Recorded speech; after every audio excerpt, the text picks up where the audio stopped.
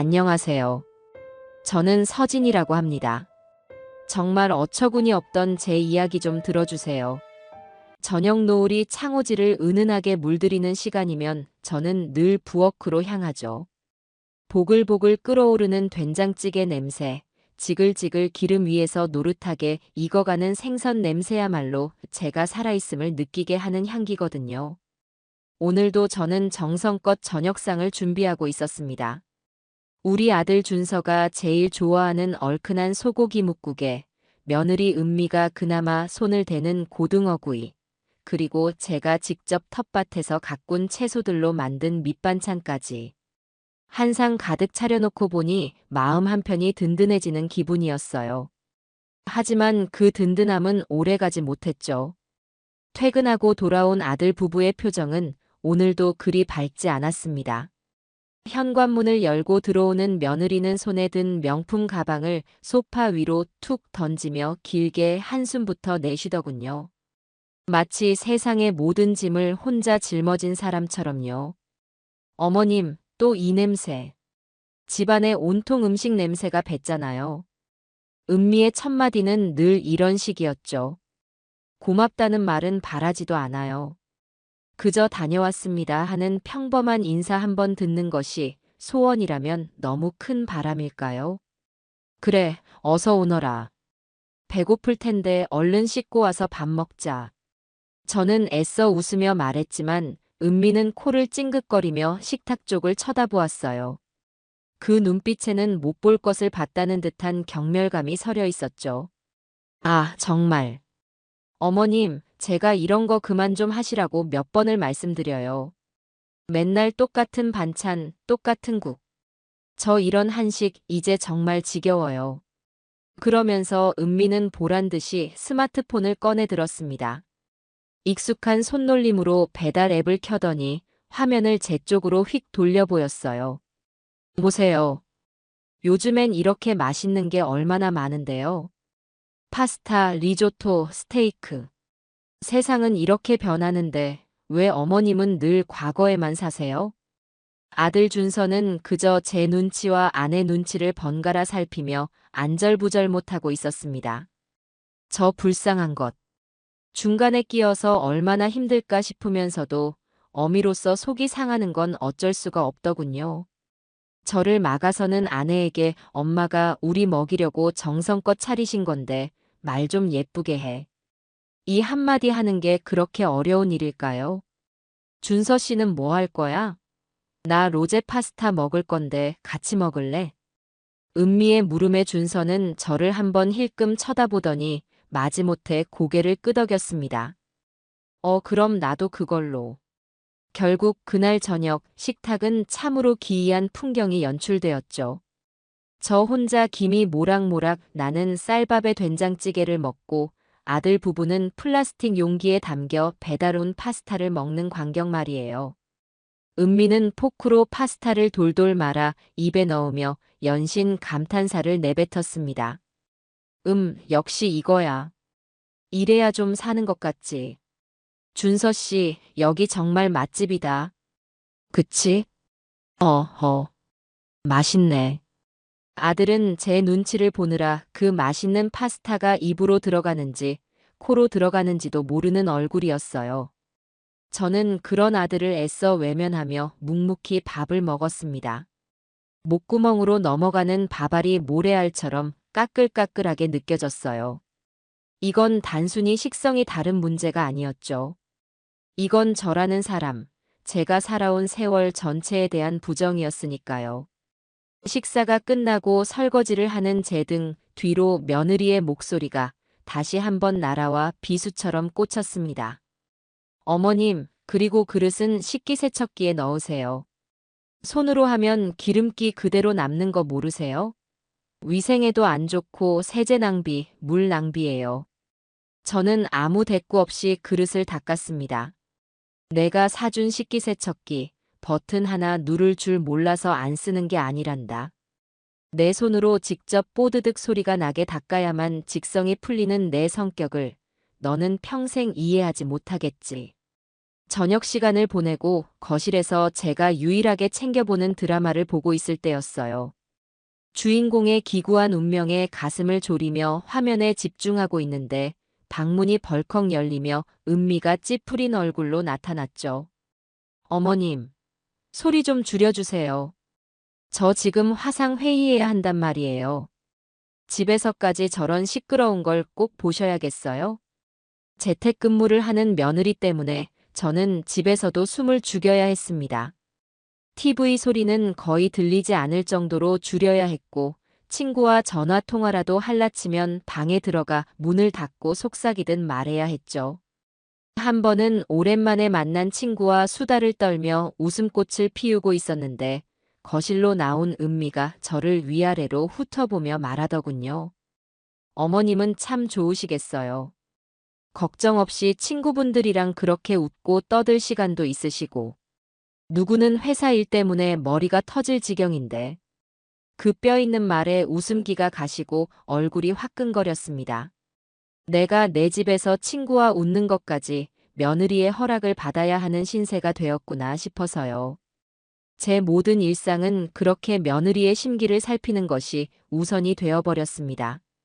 아침에 일어나 거실 커튼을 걷는 것조차 눈부셔요. 하는 며느리의 신경질적인 반응에 조심스러워졌으니까요.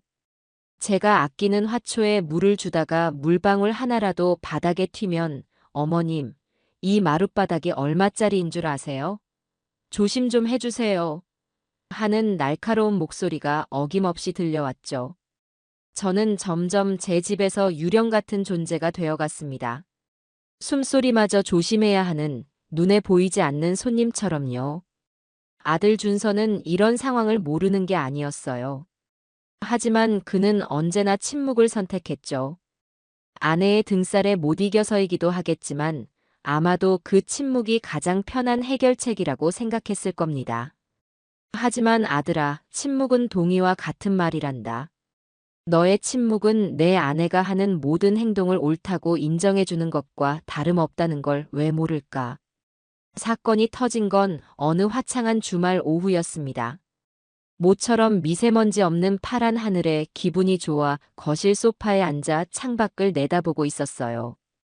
그때 은미가 제 옆에 조용히 와서 앉더군요. 평소와는 다른 차분한 태도에 저는 의아한 생각이 들었습니다. 어머님, 드릴 말씀이 있어요. 그래, 무슨 일이냐? 은미는 잠시 뜸을 들이다 입을 열었습니다. 그 입에서 나온 말은 제 인생을 통째로 뒤흔드는 말이었습니다. 어머님, 저희도 이제 저희만의 오붓한 생활이라는 게 필요해요. 솔직히 말해서 어머님이랑 같이 사는 거 이제 좀 버겁네요. 순간 제 귀를 의심했습니다. 내가 지금 무슨 소리를 듣고 있는 건가? 심장이 철렁 내려앉는 기분이었어요. 이 집도 저희 둘이 살기에는 넉넉하지 않고요. 그리고 무엇보다 저희도 이제 부부잖아요. 언제까지 어머님 그늘 아래서 살 수는 없는 거 아니겠어요? 은미는 정말로 저를 위하는 척, 걱정하는 척 부드러운 말투를 유지하고 있었습니다. 하지만 그 눈빛은 얼음장처럼 차가웠죠. 아들 내 집이라고 생각하시고 이제 그만 편하게 나가주세요. 근처에 괜찮은 요양원이나 실버타운도 많더라고요. 저희가 알아봐 드릴게요. 나가달라. 그 말이 제 머릿속을 맴돌았습니다. 평생을 바쳐 일구고 남편과 함께 아이를 키워낸 이 집에서 내 손때와 추억이 고스란히 묻어있는 이 정든 집에서 저 아이가 지금 나더러 나가라고 하고 있었습니다. 저는 아무 말도 하지 않고 고개를 돌려 아들을 쳐다보았어요. 아들 준서는 거실 저편에 서서 고개를 푹 숙인 채 바닥만 내려다보고 있었죠. 제 시선을 느꼈을 텐데도 녀석은 끝까지 저와 눈을 마주치지 않았습니다. 그 모습이 제게는 천마디 말보다 더 아픈 비수가 되어 박혔습니다. 아, 너도 같은 마음이었구나. 너도 이 어미가 이제는 집에서 사라져 주길 바라고 있었구나. 온몸의 피가 차갑게 식는 것 같았어요. 서운함과 배신감에 눈물이 쏟아질 것 같았지만 저는 이를 악물고 참았습니다. 이런 애들 앞에서 눈물을 보이는 건 어미로서 할 짓이 아니라고 생각했거든요. 마지막 남은 자존심이었습니다. 저는 자리에서 일어나 아무 말 없이 제 방으로 향했습니다.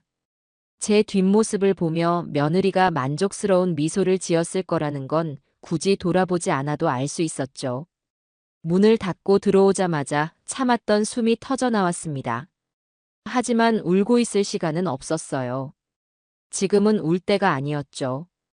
저는 결심했습니다. 더 이상 이 집에서 유령처럼 살지 않겠다고. 더 이상 너희들의 부당한 처사를 참고만 있지 않겠다고요. 제 인생의 주인은 바로 나 서진이라는 것을 똑똑히 보여줘야겠다고 다짐했습니다. 제 방문이 닫히자 거실에서는 한동안 아무 소리도 들리지 않았습니다. 아마 저러다 곧 방문을 두드리며 난리를 치겠지 생각했어요. 하지만 예상과 달리 집안은 물을 끼얹은 듯 조용하더군요. 저는 침대에 걸터앉아 잠시 숨을 골랐습니다. 분노나 슬픔보다는 오히려 기이할 정도의 평온함이 밀려왔어요. 올 것이 왔구나 하는 그런 체념 섞인 평화였죠. 수십 년 묵은 체증이 한순간에 터져버리기 직전의 고요함. 저는 더 이상 망설이지 않기로 했습니다. 조용히 일어나 장롱문을 열었습니다. 제 옷가지 몇 개를 꺼내는 척하다 이내 장롱 가장 깊숙한 곳에 넣어두었던 커다란 여행 가방 2개를 꺼냈습니다. 남편과 함께 마지막으로 떠났던 유럽 여행 때 썼던 먼지가 뽀얗게 쌓인 낡은 가방이었죠. 그 가방을 보니 잠시 울컥했지만 지금은 감상에 젖어 있을 때가 아니었어요. 저는 가방을 들고 아들 부부가 쓰는 안방으로 향했습니다. 문고리를 잡자 방문 너머로 며느리의 목소리가 작게 들려왔어요. 꺼봐, 준서 씨. 내가 뭘 했어. 저렇게 조용히 방에 들어가는 건 그냥 받아들이겠다는 뜻이야. 괜히 당신이 옆에서 말 보태서 일 크게 만들 뻔했잖아. 그래도 엄마가 저렇게 순순히 나가신다니 마음이 좀 그렇다. 평생 사신 집인데. 마음이 약해지면 어떡해. 어차피 한 번은 겪어야 할 일이었어. 우리도 이제 독립해야지. 어머님도 시설 좋은 데 가시면 친구도 사귀고 더 편하실 거야. 이게 다 서로를 위한 거라고. 며느리는 아들의 얼마 남지 않은 죄책감마저 교묘하게 덜어내고 있었습니다. 저는 희미한 헛웃음을 삼키며 안방 문을 열었습니다. 방 안은 온통 며느리의 취향으로 가득 차 있었죠. 제가 혼수로 해줬던 고풍스러운 원목 가구들은 전부 창고에 처박히고 그 자리엔 번쩍이는 하얀색 가구들이 들어서 있었습니다. 벽에는 제가 이해할 수 없는 추상화가 걸려 있었고 화장대 위는 백화점 1층을 옮겨놓은 듯한 화장품들로 발 디딜 틈이 없었죠. 이곳은 더 이상 아들의 방이 아닌 며느리 김은미의 왕국이었습니다. 저는 가장 먼저 옷장 문부터 열었습니다. 한쪽에는 아들의 양복 몇 벌이 초라하게 걸려 있고 나머지 공간은 모두 며느리의 옷들로 가득 차 있었어요. 계절별로 정리된 원피스, 블라우스, 명품 로고가 선명한 코트들. 저는 망설임 없이 그 옷들을 꺼내 가방에 차곡차곡 담기 시작했습니다. 옷걸이에 걸린 채로 곱게 개어 넣을 필요도 없었죠. 그냥 되는 대로 쑤셔 넣었어요. 다음은 화장대였습니다. 뭐가 뭔지도 모를 비싼 화장품들을 파우치에 쓸어 담고 보석함에 들어있는 목걸이와 귀걸이들도 빠짐없이 챙겼습니다. 어머니, 지금 뭐 하시는 거예요? 어느새 뒤따라온 아들이 제 행동을 보고 당황해서 물었습니다.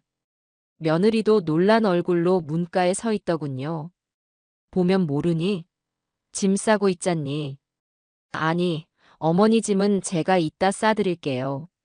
이렇게 갑자기. 아들의 말에 며느리가 옆에서 끼어들었습니다. 어머님, 그냥 옷 몇 벌만 챙겨가시면 돼요. 필요한 건 저희가 다 사서 보내드릴 테니까요. 뭘 그렇게 바리바리 싸세요. 이사 가는 것도 아니신데. 그 말투에는 새 출발하시는데 짐이 너무 많으시네요 하는 비아냥이 섞여 있었죠. 저는 아무 대꾸도 하지 않고 묵묵히 짐을 쌌습니다. 아들의 서랍을 열어 속옷과 양말을 챙기고 욕실에 있는 두 사람의 칫솔과 세면도구까지 남김없이 가방에 넣었어요. 이제 두 개의 가방은 터질 듯이 빵빵해졌습니다. 지퍼를 닫는 제 손등 위로 힘줄이 붉어졌죠. 자, 다 됐다. 저는 끙 소리를 내며 가방을 일으켜 세웠습니다. 그리고는 덜컹거리는 바퀴를 끌며 거실로 향했죠. 아들과 며느리는 어리둥절한 표정으로 제 뒤를 따랐습니다. 저는 두 개의 가방을 현관문 바로 앞에 나란히 세워두었어요. 그 모습을 본 며느리가 어이가 없다는 듯 웃음을 터뜨렸습니다. 어머님 정말 뭘 저렇게까지 하세요? 저희가 어머님 버리는 것도 아니고 더 좋은 데로 모시겠다는 거잖아요. 근데 무슨 시위라도 하시는 거예요? 짐이 그렇게 많으세요? 그러게 말이다. 짐이 참 많구나. 너희들 살림이 이렇게 많은 줄은 나도 오늘 처음 알았다. 제 말에 며느리의 얼굴이 순간 굳어졌습니다. 네, 그게 무슨... 저는 대답 대신 거실 한쪽에 놓인 자개장으로 향했습니다. 남편이 살아생전 제게 유일하게 사주었던 귀한 가구였죠. 며느리는 저 자개장이 집안 분위기를 촌스럽게 만든다며 버리라고 성화였지만 저는 끝까지 이것만은 지켜냈습니다. 저는 자개장 가장 아래쪽 서랍을 열어 깊숙이 넣어두었던 작은 오동나무 상자를 꺼냈습니다. 상자를 열자 세월의 흔적이 묻어나는 빛바랜 서류 한 뭉치가 모습을 드러냈죠. 저는 그 서류를 들고 다시 아들 부부에게로 돌아왔습니다. 그리고는 거실 탁자 위에 조용히 그 서류를 올려놓았어요. 그게 뭐예요, 어머님? 갑자기 옛날 편지라도 읽어보시게요? 저희 지금 그럴 시간 없어요. 며느리가 신경질적으로 말했습니다. 아들 준서 또한 영문을 모르겠다는 얼굴로 저와 서류를 번갈아 쳐다볼 뿐이었죠. 읽어보거라. 너희가 그토록 나가고 싶어하는 이 집에 대한 이야기니 시간 가는 줄 모를 게다. 준서가 마지못해 서류를 집어들었습니다. 부동산 등기부등본. 아들의 표정이 미세하게 흔들리기 시작했습니다. 서류를 한 장 한 장 넘기는 아들의 손이 파르르 떨리는 것이 보였어요. 옆에서 답답하다는 듯이 지켜보던 며느리가 서류를 확 낚아챘습니다. 아, 정말. 뭐가 있길래 그래? 그냥 집 문서잖아요. 당연히 준서 씨 이름으로. 거기까지 말하던 며느리의 목소리가 갑자기 뚝 끊겼습니다. 두 눈은 믿을 수 없다는 듯이 종이에 박혀 있었죠. 소유자 이름 석자, 서진이. 제 이름이 선명하게 인쇄된 그 부분을 며느리는 몇 번이고 손가락으로 문질러 보더군요. 혹시나 잘못 본 것은 아닌지, 인쇄가 번진 것은 아닌지 확인하는 것 같았어요. 이게 어떻게 된 거야? 이거 잘못된 거잖아. 준서 씨, 당신 이름으로 되어 있는 거 아니었어? 아버님 돌아가시고 당연히 당신이 상속받은 거 아니었냐고. 은미는 아들에게 고함을 질렀습니다. 아들은 하얗게 질린 얼굴로 입술만 달싹일 뿐 아무 말도 하지 못했죠. 내가 너희에게 집을 주겠다고 약속은 했었지. 하지만 준다고 한 적은 없단다. 부모의 재산은 언젠가 자식의 것이 되겠지만 그 언제를 정하는 건 부모의 몫 아니겠니? 저는 현관 앞에 놓인 가방을 턱짓으로 가리켰습니다. 잘 가거라. 그건 너희 짐이야. 이 집은 대출 한 푼 없는 온전한 내 집이란다. 제 말에 며느리는 손에 든 서류를 부들부들 떨었습니다. 방금 전까지 저를 향해 쏘아대던 그 당당하고 오만한 기세는 온데간데 없이 사라지고 눈앞의 현실을 부정하는 어린아이 같은 얼굴만 남아 있었죠. 아들은 그 자리에 주저앉을 것처럼 휘청거렸습니다. 폭풍이 지나간 듯 거실에는 무거운 침묵만이 내려앉았습니다. 저는 그 침묵 속에서 지난 수년간 억눌려왔던 제 자신과 비로소 마주하고 있었습니다. 말도 안 돼. 거짓말이야. 당신 어떻게 된 건지 설명 좀 해봐. 정적을 깬 것은 며느리의 날카로운 비명이었습니다. 은미는 금방이라도 저에게 달려들 것처럼 삿대질을 하며 아들을 몰아세웠죠. 하지만 아들은 마치 영혼이 빠져나간 사람처럼 멍하니 바닥만 보고 있었어요. 그럴 만도 하겠죠. 자신이 평생 살 집이라고 굳게 믿었던 성이 사실은 모래사장에 지어진 것이었다는 사실을 알게 됐으니까요. 어머님, 이게 어떻게 된 일인지 설명 좀 해주세요. 저희한테 어떻게 이러실 수가 있어요. 이건 사기예요. 며느리가 이제 공격의 대상을 저로 바꾸었습니다. 사기라는 말에 실소가 터져 나왔습니다. 사기. 내가 내 집을 내 이름으로 등기해 놓은 것이 사기란 말이냐? 그럼 내 집에서 나를 내쫓으려고 했던 너희는 대체 뭐라고 불러야 하는 거니? 제 차가운 반문에 며느리는 순간 말문이 막힌 듯 입을 뻐끔거렸습니다. 그건 어머님을 위해서. 나를 위해서? 나를 위한다는 사람이 내게 요양원으로 꺼지라는 말을 그렇게 쉽게 하더구나. 내 입장은 단 한 번도 생각해 보지 않았겠지. 너희의 안락한 미래 설계에 늙은 어미는 그저 거추장스러운 짐이었을 테니까. 저는 자리에서 일어나 현관으로 향했습니다. 그리고는 디지털 도어록 덮개를 열고 설정 버튼을 눌렀죠. 삑삑 하는 소리가 나자 아들 부부의 시선이 제 손가락에 고정되었습니다. 지금 뭐 하시는 거예요? 비밀번호를 바꿔야지. 이제 이 집엔 나 혼자 살 테니 아무나 함부로 들어오면 안 되지 않겠니? 너희가 당장 갈 곳은 없을 테니 특별히 24시간의 유예 기간을 주겠다. 내일 이 시간까지 이 집에서 너희의 흔적을 모두 지우고 나가거라. 저는 새로운 비밀번호를 입력하고 다시 한번 확인 버튼을 눌렀습니다.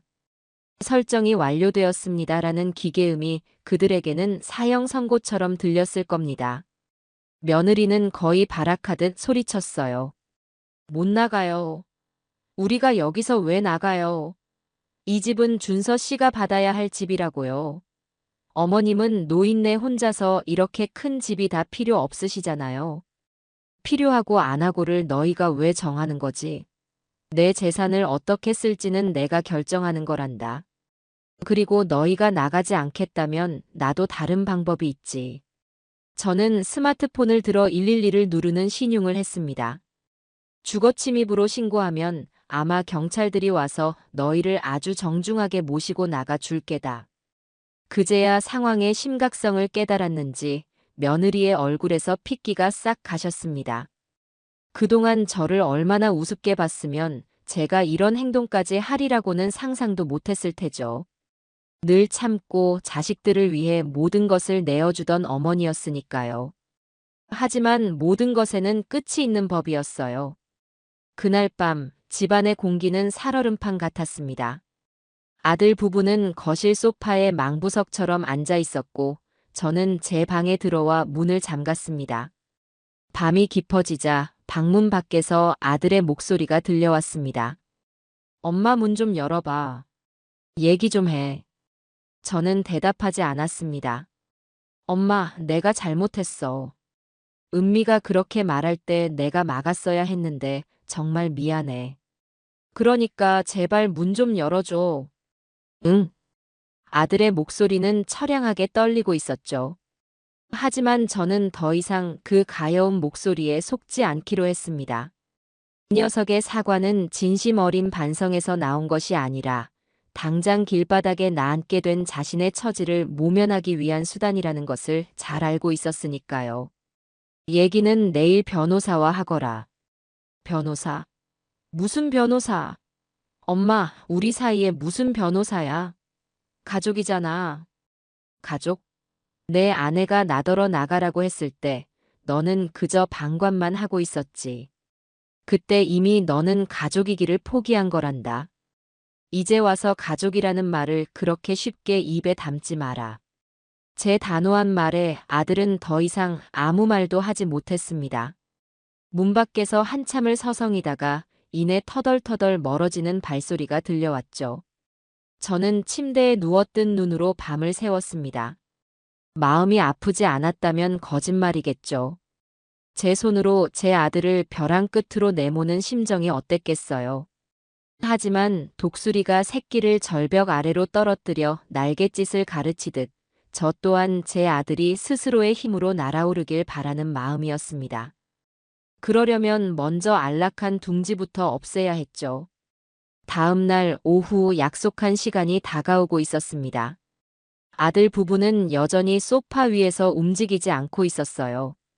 마치 그렇게 버티면 제가 마음을 바꿀 것이라고 생각하는 듯 했습니다. 은미는 눈이 퉁퉁 부은 채로 저를 원망스럽게 쏘아보고 있었고 준서는 완전히 기력을 잃은 얼굴이었죠. 오후 4시 50분. 저는 보란듯이 전화를 걸었습니다. 네, 안녕하세요.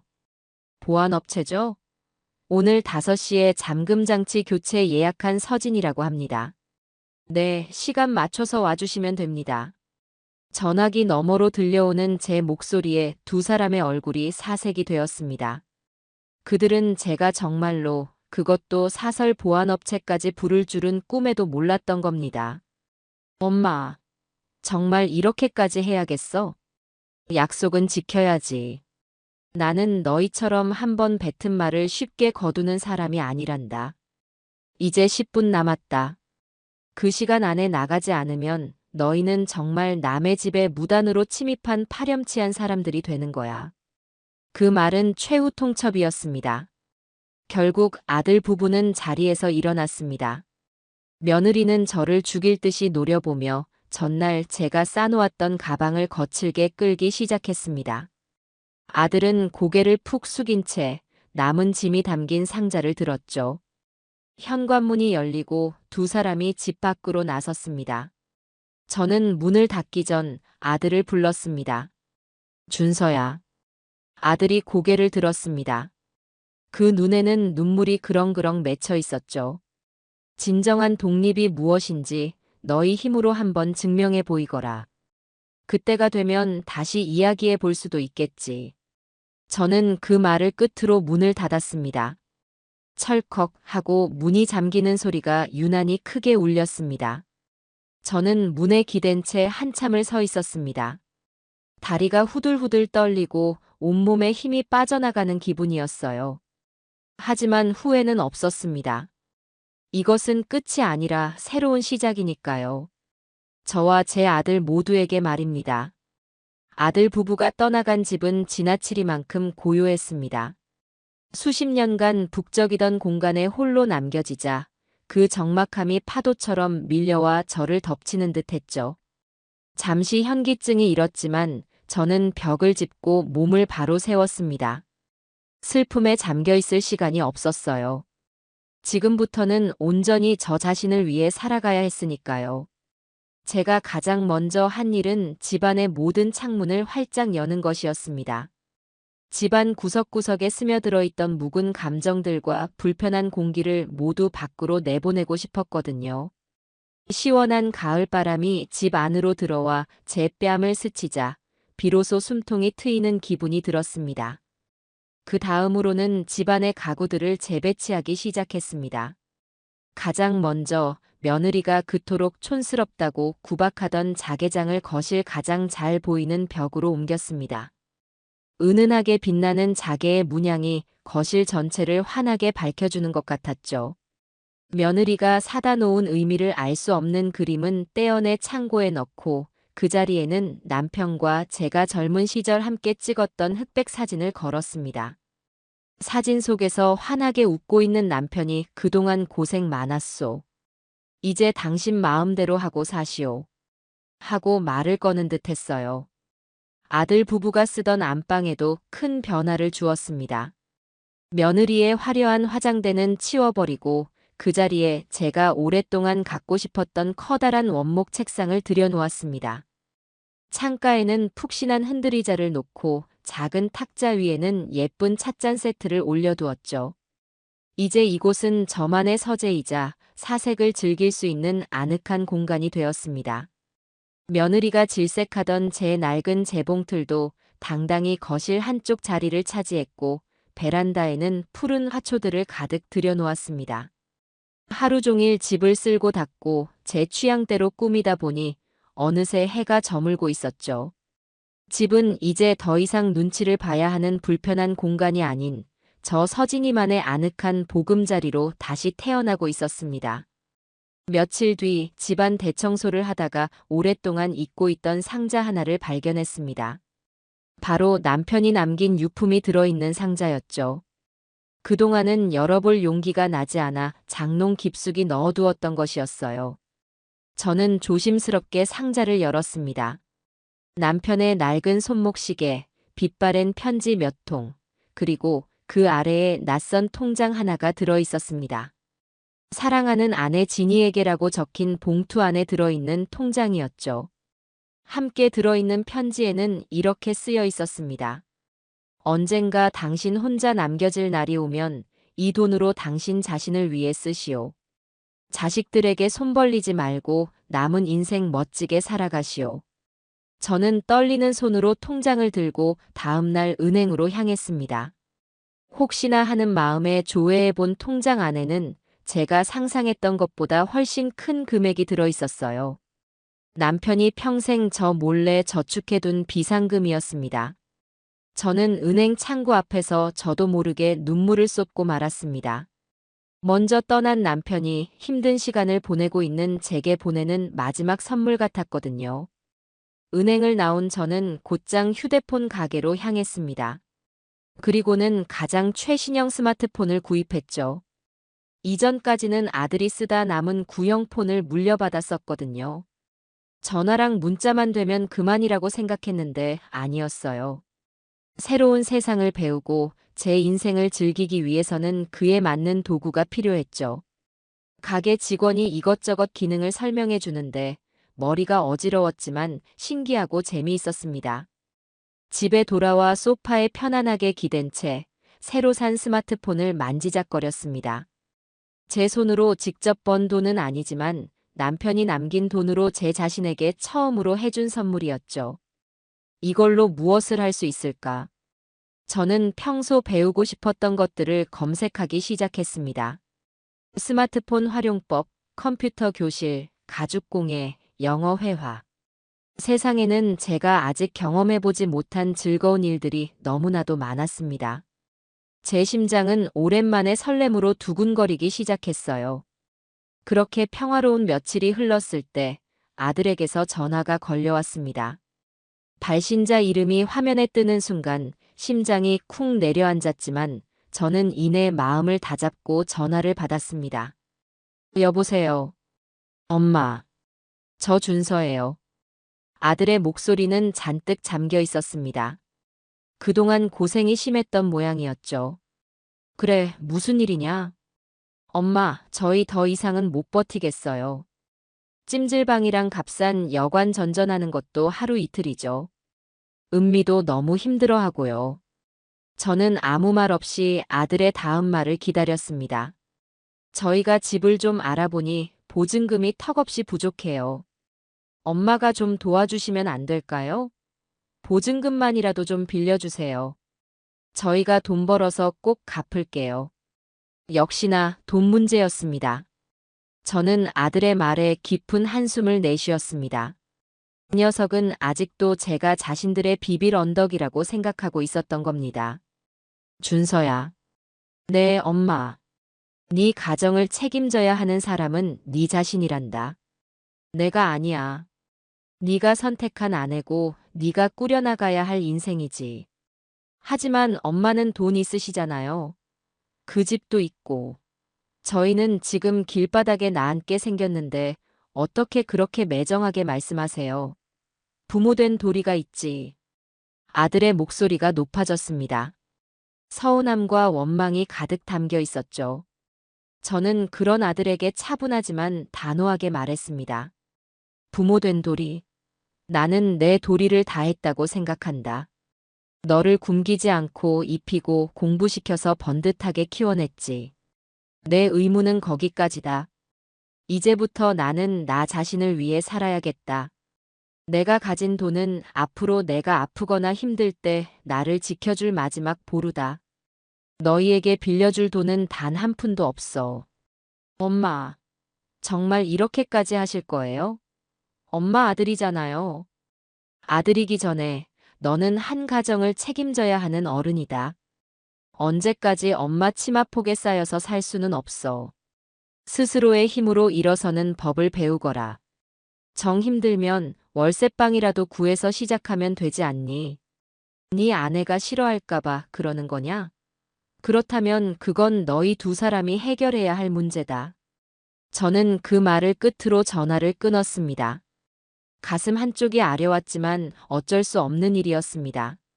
지금 돈을 빌려주는 것은 아들을 도와주는 것이 아니라 오히려 아들의 독립을 막는 독이 될 뿐이라는 것을 잘 알고 있었으니까요. 전화기를 내려놓은 저는 창밖에 파란 하늘을 보았습니다. 비바람이 몰아친 뒤에 하늘은 더 맑고 높아 보이는 법이죠. 제 인생도 제 아들의 인생도 지금의 이 시련을 딛고 더 단단해지리라 믿어 의심치 않았습니다. 새로운 일상은 조용했지만 동시에 이전에는 느껴보지 못했던 소소한 성취감으로 채워졌습니다. 물론 제 뜻대로 되지 않는 골칫거리도 있었죠. 바로 제 손에 들린 이 네모난 기계 스마트폰이었습니다. 전화 받고 문자 보내는 것 말고는 도무지 사용법을 알 수가 없었어요. 화면을 누르면 자꾸만 이상한 창이 튀어나오고 글자판은 어찌나 작은지 눈이 침침해서 누르기도 힘들었죠. 아들에게 물어보면 될 일이었지만 이제 와서 그런 사소한 일로 연락하고 싶지는 않았습니다. 이것도 독립의 과정이다. 저는 그렇게 마음먹고 집 근처 주민센터에서 하는 어르신 IT 교실의 문을 두드렸습니다. 교실 안은 저와 비슷한 연배의 어르신들로 가득 차 있었어요. 돋보기를 코끝에 걸친 채 작은 화면을 들여다보며 끙끙대는 모습들이 꼭 저를 보는 것 같아 웃음이 나왔죠. 어떤 할아버지는 자식에게 온 메시지에 답장을 보내려다 전화를 걸어버리기 일쑤였고 어떤 할머니는 사진첩을 열지 못해 한참을 헤매고 있었습니다. 그 모습들 속에서 저는 묘한 동질감과 안도감을 느꼈습니다. 나만 이렇게 힘든 게 아니었구나. 그때 훤칠한 키에 강아지처럼 선한 눈매를 가진 젊은 청년이 교실로 들어왔습니다. 안녕하세요, 어르신들. 이번 달 스마트폰 기초반을 맡게 된 박지훈이라고 합니다. 한 달 동안 잘 부탁드립니다. 낭낭한 목소리, 친절한 미소. 지훈 선생님의 등장은 칙칙했던 교실의 분위기를 단숨에 환하게 만들었습니다. 그의 수업은 지루하지 않았어요. 어려운 용어 대신 어르신들, 이 앱이라는 건요. 예전에 우리가 쓰던 백과사전이나 요리책 같은 거라고 생각하시면 돼요. 책꽂이에 꽂아두고 필요할 때마다 꺼내보는 거죠. 와 같이 쉬운 비유를 들어 설명해 주었죠. 그리고 한 사람 한 사람 돌아다니며 막히는 부분을 직접 해결해 주었습니다. 제 차례가 되어 지훈 선생님이 옆으로 다가왔을 때 저는 용기를 내어 질문했습니다. 선생님, 나는 다른 건 다 필요 없고 사진첩에 있는 손주 녀석 사진을 배경화면인지 먼지로 바꾸고 싶은데 아무리 눌러봐도 되지를 않네요. 작년에 우리 아들놈이 해주고 갔는데 그새 다른 사진으로 바뀌어 버렸지 뭐요. 아, 배경화면 설정이요? 제가 알려드릴게요. 어렵지 않아요. 한번 직접 해보시겠어요? 지훈 선생님은 제 손을 잡고 화면 위로 가져가 이곳을 누르고 저곳을 길게 누르는 법을 차근차근 알려주었습니다. 그의 손은 따뜻하고 다정했죠. 몇 번의 시도 끝에 마침내 제 손주 녀석의 웃는 얼굴이 화면 가득 채워졌을 때 저도 모르게 탄성을 질렀습니다. 우와, 됐네. 내가 해냈어. 고마워요, 선생님. 축하드려요, 어르신. 이제 언제든지 보고 싶은 사진으로 바꾸실 수 있겠네요. 지훈 선생님은 마치 자기 일처럼 환하게 웃어주었습니다. 그러다 문득 제 사진첩에 있는 다른 사진들을 보더니 눈을 반짝이더군요. 제가 취미로 찍어두었던 음식 사진, 꽃 사진들이었습니다. 우와, 어르신, 이 음식 사진들은 다 직접 만드시고 찍으신 거예요? 구도도 정말 좋고 너무 맛있어 보이는데요. 전문가가 찍은 것 같아요. 전문가는 무슨. 그냥 내가 좋아서 하는 거지.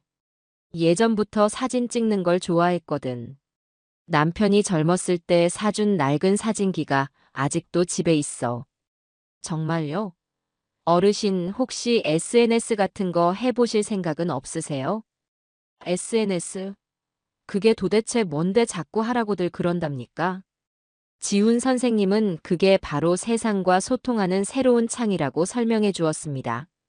자신의 사진이나 글을 올리면 얼굴도 모르는 수많은 사람들이 보고 함께 이야기를 나눌 수 있는 멋진 공간이라고요.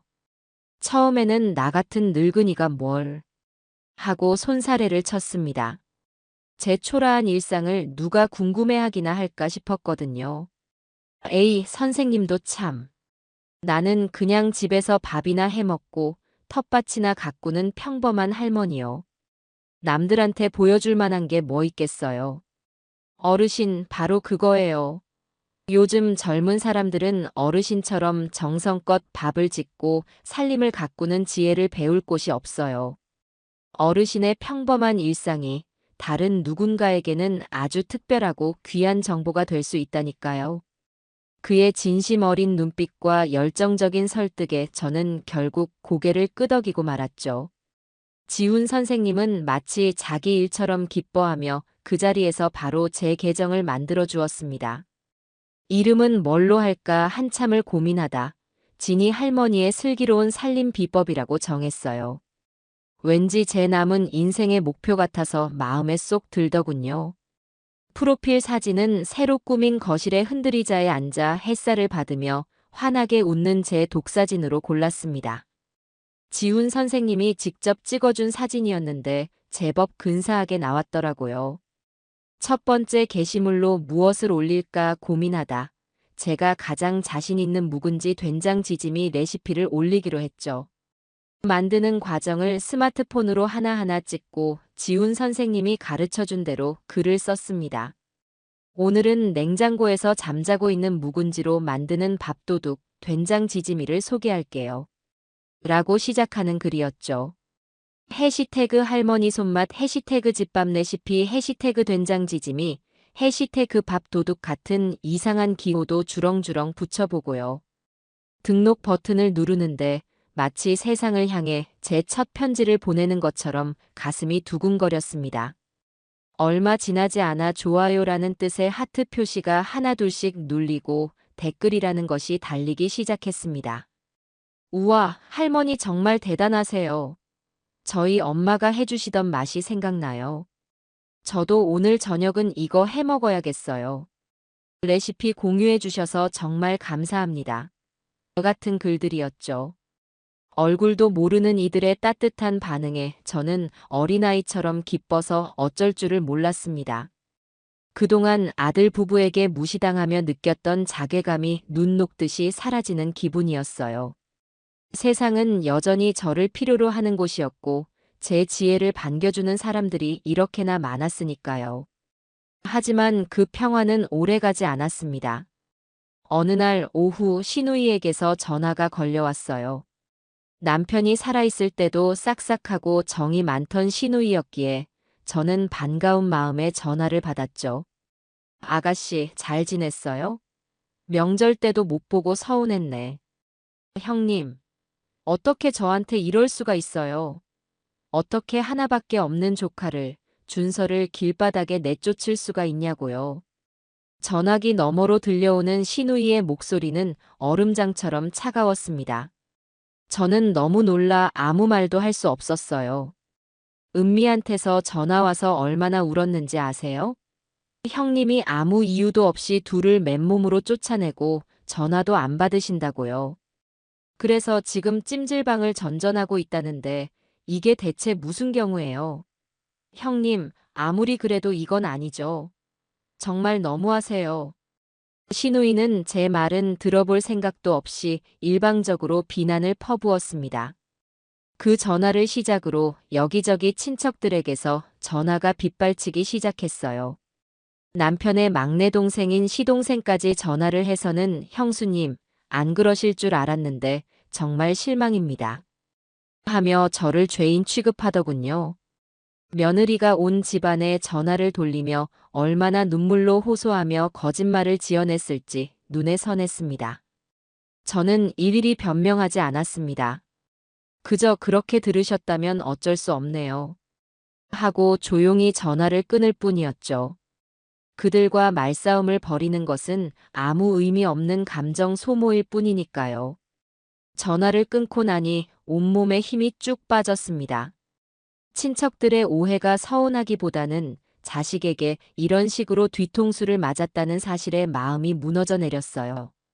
제 아들과 며느리는 저를 가족들 사이에서 파렴치하고 독한 늙은이로 만들어 사회적으로 매장시키려고 작정한 것이나 다름없었습니다.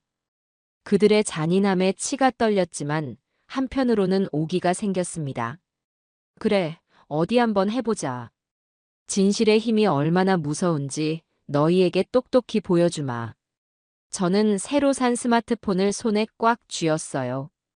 이제 이것은 저의 유일한 무기였습니다. 다음 날 아침, 저는 밤새 고민했던 계획을 실행에 옮겼습니다. 저를 비난했던 친척들의 번호를 하나하나 찾아 그들에게 단체로 메시지를 보냈어요. 어제 하신 말씀들 잘 들었습니다. 100마디 말보다 한 번 직접 듣는 것이 진실을 아시는데 도움이 될 것 같아 파일을 하나 보내드립니다. 부디 들어보시고 현명하게 판단해 주시길 바랍니다. 그리고 메시지와 함께 음성 파일 하나를 첨부했죠. 그것은 바로 제 스마트폰에 우연히 녹음되었던 그날의 대화였습니다. IT 교실에서 지훈 선생님이 이것저것 알려주다 음성 녹음 기능을 켜놓은 것을 깜빡 잊고 있었는데 그게 이렇게 결정적인 증거가 될 줄은 꿈에도 몰랐던 거죠. 파일은 잡음 하나 없이 선명했습니다. 며느리의 차갑고 교만한 목소리가 고스란히 담겨 있었죠. 어머님, 저희도 이제 저희만의 생활이 필요해요. 이 집도 좁고 아들 내 집 편하게 생각하시고 이제 그만 나가주세요. 그리고 그 말에 아무런 대꾸도 하지 못하고 침묵으로 동조하던 아들의 무책임함까지도요. 파일을 전송하고 1시간이 채 지나지 않아 제 휴대폰이 불이 나기 시작했습니다. 가장 먼저 전화한 것은 어제 저를 가장 심하게 몰아세웠던 시누이였어요. 목소리가 어찌나 다급하고 당황했던지 제가 알던 그 시누이가 맞나 싶을 정도였습니다. 형님 어떡해요 형님. 제가 정말 죽을 죄를 지었어요. 앞뒤 사정도 모르고 형님한테 그런 막말을 하다니 정말 죄송해서 어떡해요. 시누이의 목소리는 미안함과 민망함으로 잔뜩 떨리고 있었습니다. 아가씨, 이제 진실을 아셨으면 됐어요. 저한테 미안해할 필요 없어요. 정말 미안해야 할 사람들은 따로 있으니까요. 어떻게 은미가 그런 말을 할 수가 있죠? 제정신이 아니고서야. 준서는 옆에서 그걸 듣고만 있었고요.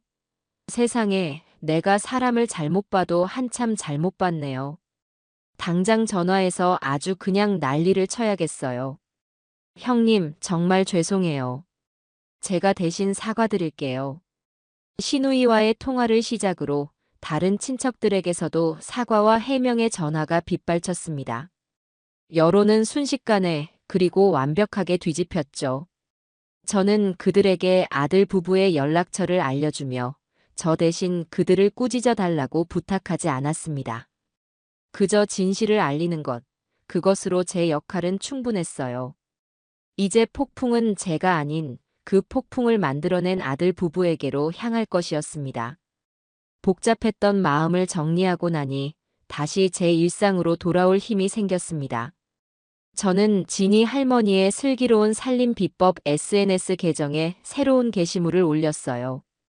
바로 묵은 된장으로 만드는 만능 양념장 비법이었죠. 남편이 살아있을 때부터 저희 집의 모든 요리에 사용되던 저만의 비밀 레시피였습니다. 친정 어머니에게서 물려받은 씨된장으로 직접 담근 세상 어디에도 없는 귀한 된장이었죠. 그 비법을 사진과 함께 정성껏 올렸습니다. 별 기대 없이 올린 게시물이었는데 반응은 그야말로 폭발적이었어요. 어느 젊은 주부가 자신의 수십만 팔로워를 가진 요리 블로그에 제 레시피를 공유하면서 순식간에 입소문이 퍼져나간 것이었죠. 제 SNS 계정의 팔로워 수는 하루 만에 수천 명 단위로 불어났습니다. 사람들은 이건 진짜 찐 레시피다. 할머니 손맛은 위대하다. 할머니 존경합니다. 이런 귀한 비법을 그냥 알려주시다니. 저희 엄마도 이거 보시고는 돌아가신 외할머니 생각난다며 우셨어요. 같은 댓글들을 남겼습니다. 저는 밤늦도록 그 댓글들을 하나하나 읽으며 제 인생이 헛되지 않았음을, 제가 가진 지혜가 누군가에게는 큰 기쁨과 위로가 될 수 있음을 확인받는 기분이었습니다. 한편 아들 부부의 상황은 점점 더 나빠지고 있는 듯 했어요. 시누이가 가끔씩 저에게 전해주는 소식에 따르면 두 사람은 친척들의 계속되는 질타와 외면을 견디지 못하고 얼마 안 되는 돈을 털어 허름한 원룸을 구했다고 합니다. 보증금도 모자라 월세가 아주 비싼 단기 임대였죠. 햇볕도 잘 들지 않는 좁고 눅눅한 방에서 두 사람은 매일같이 서로를 탓하며 싸운다고 했습니다. 온 집안의 멸시를 한 몸에 받게 된 며느리는 모든 화를 아들에게 쏟아냈고 아들은 그런 며느리에게 지쳐갔죠. 어느 날 저녁 시누이가 조심스럽게 말하더군요.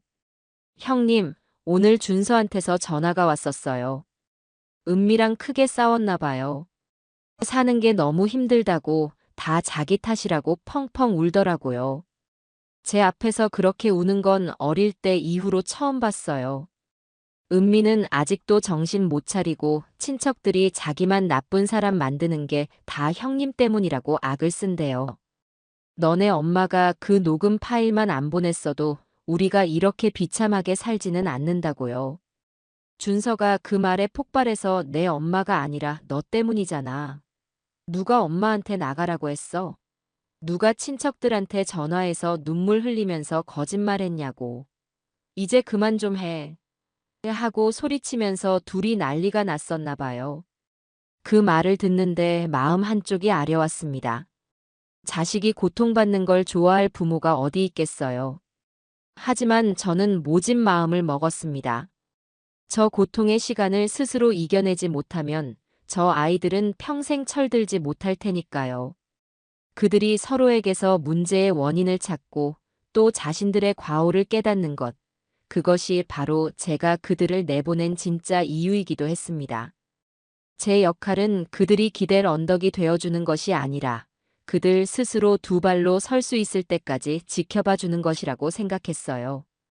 제 SNS는 날이 갈수록 인기가 높아졌습니다. 이제는 댓글을 다 읽지도 못할 정도였죠. 사람들은 저를 랜선 할머니라고 부르며 제 다음 레시피를 기다렸습니다.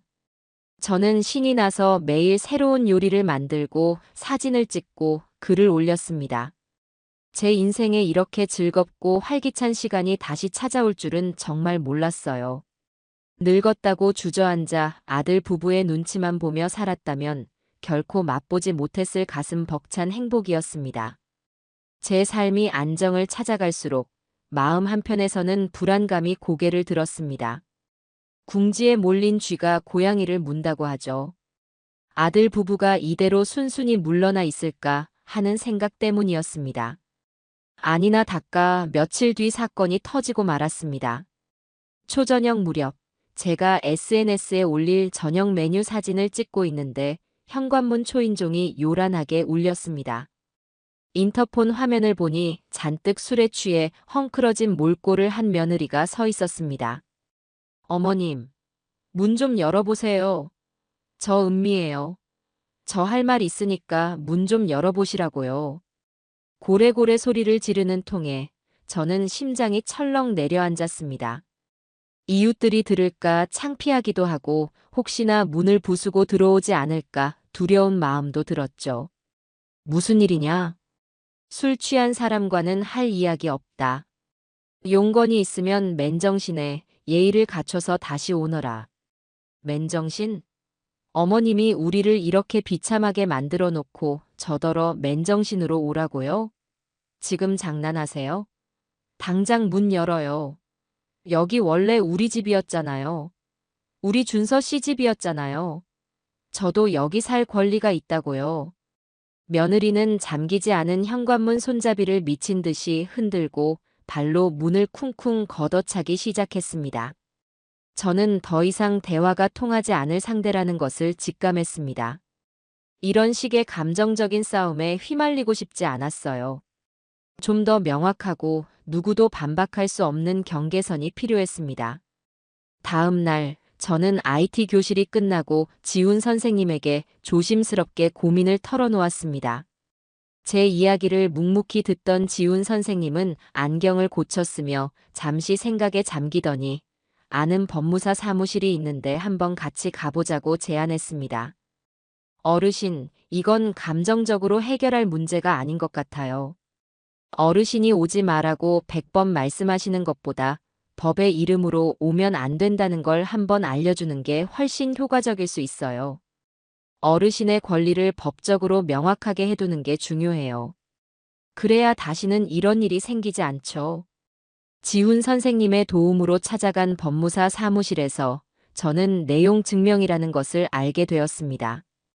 제 소유의 집에 무단으로 침입하거나 소란을 피울 경우 법적인 책임을 묻겠다는 의사를 우체국을 통해 공식적으로 전달하는 문서였죠. 법무사는 제 이야기를 듣고는 단호하게 말했습니다. 어머님, 이건 명백한 주거침입 및 협박에 해당될 수 있습니다. 가족이라는 이름으로 참고 넘어가실 일이 아닙니다. 어머님의 평온한 일상을 지키기 위해서라도 명확하게 선을 그으셔야 합니다. 저는 법무사의 자문을 받아 내용 증명을 작성했습니다. 거기에는 너희가 괘씸해서와 같은 감정적인 호소나 비난은 단 한 줄도 넣지 않았어요. 오직 법적인 사실과 저의 요구사항만을 건조하게 담았습니다. 귀하들은 2025년 몇 월 며칠 서진이 소유의 자택에 찾아와 고성방가 및 기물 파손의 위협을 가하였음. 이는 형법 제319조 주거침입에 해당될 수 있으며 향후 어떠한 형태로든 본인의 허락 없이 거주지에 접근하거나 연락을 시도할 경우 민형사상의 모든 법적 조치를 취할 것임을 엄중히 경고함. 며칠 뒤 아들에게서 전화가 왔습니다. 그의 목소리는 분노와 당혹감으로 잔뜩 떨리고 있었죠. 엄마, 이게 뭐야? 어떻게 하나밖에 없는 아들한테 이런 흉한 걸 보낼 수가 있어. 내용 증명. 우리가 무슨 범죄자야? 엄마 정말 우리랑 연 끊을 셈이야? 선을 넘은 건 너희들이다. 내 집 문을 두들기며 행패를 부리는 사람을 내가 어떻게 가족으로 대할 수 있겠니? 이것은 너희를 처벌하려는 게 아니야. 다시는 서로에게 상처 주는 일을 만들지 말자는 나름의 약속이란다. 그러니 너희도 이 선을 넘지 말아주렴. 이것이 내가 너희에게 베푸는 마지막 배려다. 아들은 제 단호한 태도에 더 이상 아무 말도 하지 못하고 전화를 끊었습니다. 그 이후로 한동안 아들 부부에게서는 아무런 연락도 오지 않았습니다. 그 즈음 제게 또 다른 놀라운 일이 생겼습니다. 제 SNS를 꾸준히 지켜봤다는 한 작은 식품 회사에서 저의 만능 된장 양념장을 제품으로 출시하고 싶다는 제안을 해온 것이었죠. 저는 제 눈을 의심했습니다. 내가 평생 집에서 만들어 먹던 양념장이 팔리는 물건이 될 수 있다니. 어안이 벙벙해서 지훈 선생님에게 이 사실을 알리자 그는 저보다 더 기뻐하며 계약 과정을 도와주겠다고 나섰습니다. 지훈 선생님과 함께 업체를 만나고 계약서의 내용을 꼼꼼히 검토했습니다. 로열티, 상표권, 최소 생산 수량 등등. 태어나서 처음 들어보는 어려운 말들이 가득했지만 지훈 선생님이 옆에서 하나하나 쉽게 설명해 주었기에 든든했죠. 마침내 제 이름과 얼굴이 들어간 제품을 만들기로 계약을 마쳤고 며칠 뒤 제 통장에는 계약금이라는 명목으로 난생 처음 보는 큰돈이 들어왔습니다. 남편의 유산과는 또 다른 의미의 돈이었어요. 오롯이 저의 능력과 지혜로 벌어들인 제 인생 첫 번째 수입이었죠. 저는 그 돈의 일부를 떼어 그동안 저를 물심양면으로 도와준 지훈 선생님에게 좋은 옷 한 벌을 선물했습니다. 제품 출시를 앞두고 바쁜 나날을 보내던 어느 날 밤이었습니다. 늦은 시간, 또다시 현관문 밖에서 소란스러운 소리가 들려왔습니다. 인터폰 화면에는 역시나 만취한 며느리가 비틀거리며 서 있었죠.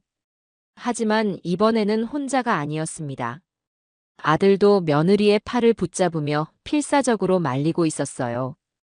은미야, 제발 그만해. 우리 내용 증명 받은 거 잊었어? 이러다 정말 큰일 나. 이거나. 나는 오늘 저 할머니랑 끝장을 봐야겠어. 문 열어. 서진이 여사. 당신이 뭔데 내 인생을 망쳐놔. 당신은 지금 행복해? 아들 내쫓고 아주 행복하냐고. 내놔, 내 인생 돌려내라고. 며느리의 악에 바친 고함 소리가 아파트 복도를 쩌렁쩌렁 울렸습니다. 저는 더 이상 망설이지 않았습니다. 조용히 수화기를 들어 112 버튼을 눌렀습니다. 네, 경찰서죠? 여기 어떤 사람들이 술에 취해서 남의 집 문을 부술 것처럼 행패를 부리고 있어요. 예전에도 이런 일이 있었습니다. 저는 침착하게 주소를 말했습니다. 전화기 너머의 경찰관이 곧 출동하겠다고 했습니다. 얼마 지나지 않아 아파트 복도에 요란한 사이렌 소리가 울려 퍼졌고 곧 경찰관들이 도착했습니다. 저는 인터폰으로 상황을 모두 지켜보고 있었죠. 경찰관들에게 붙들려 억지로 끌려가면서도 며느리는 저를 향해 악을 쓰고 있었습니다. 아들은 고개를 푹 숙인 채 그 뒤를 따라갔죠. 이웃들이 하나둘씩 문을 열고 나와 그 광경을 쳐다보는 것이 보였습니다. 저는 거실 창문으로 경찰차의 불빛이 멀어지는 것을 가만히 내려다보았습니다. 마음이 후련하기보다는 무겁게 가라앉는 기분이었어요. 승리의 기쁨 같은 것은 없었습니다. 그저 이 모든 것이 제자리로 돌아가기 위해 반드시 겪어야만 하는 과정이라는 쓰디쓴 확신만이 자리하고 있었죠. 저 멀리 사라지는 불빛을 보며 저는 이것이 그들 부부에게 닥친 가장 깊은 밤이 되기를, 그리고 동이 트기 전에 새벽이 가장 어둡다는 사실을 그들 스스로 깨닫게 되기를 조용히 기도했습니다. 저는 한참 동안이나 창가에 서 있었습니다. 밤의 정적 속에서 제 심장 소리만이 유난히 크게 들려왔죠. 아들을, 며느리를 경찰에 직접 신고한 어미. 세상 사람들은 저를 향해 손가락질하며 독하다고 말할지도 모릅니다. 하지만 저는 알고 있었어요.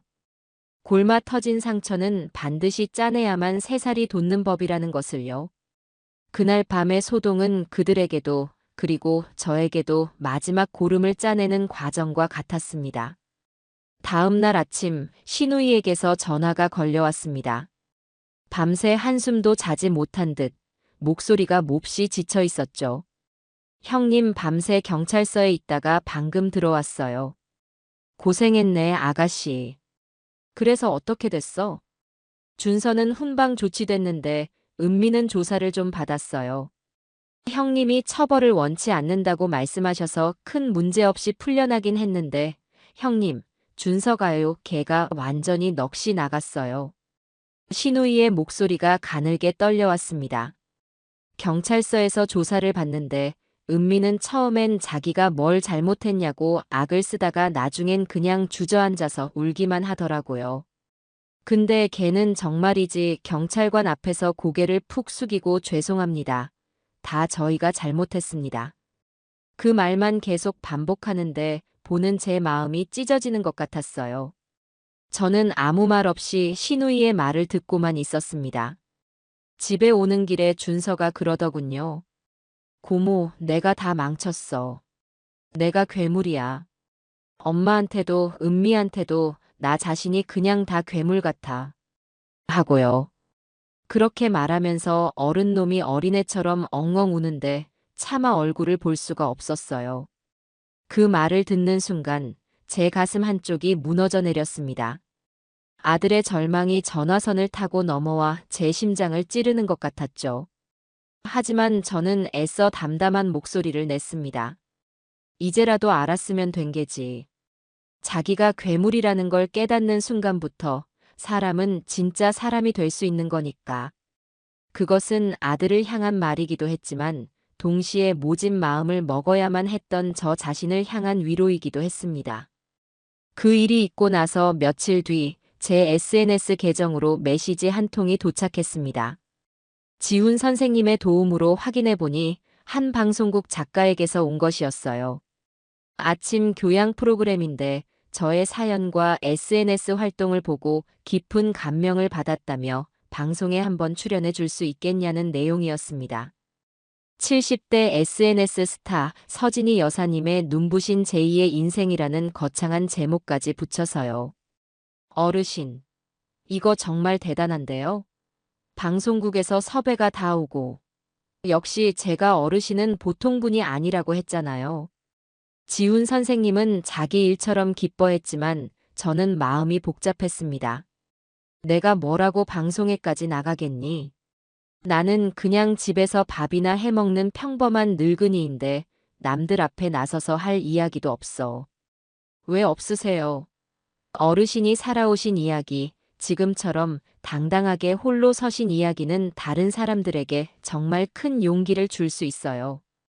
특히 어르신과 비슷한 상황에 있는 다른 어르신들이나 삶이 힘들다고 느끼는 젊은이들에게도요. 방송 작가도 지훈 선생님과 똑같은 말을 했습니다. 전화 통화에서 그녀는 제 이야기가 세상에 꼭 필요한 희망의 메시지가 될 것이라고 저를 설득했죠. 며칠을 고민했습니다. 남들 앞에 제 사적인 이야기를 꺼내놓는 것이 옳은 일일까?